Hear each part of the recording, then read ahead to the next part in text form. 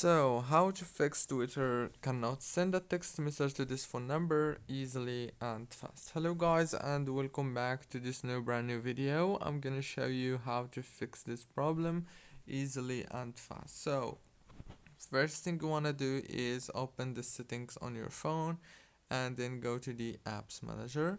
Open the apps. Now on this page you will find all the apps that you have on your phone. So let's wait. After you wait a few seconds, now scroll until you find Twitter and then click on it. And now click on the storage, click on clear data like this, and that's it. Click then on the force stop option, and now go back to the apps manager page and search for Google Play. Click on it and click on the force stop option. And that's it guys, don't forget to like and subscribe, and thank you so much for watching.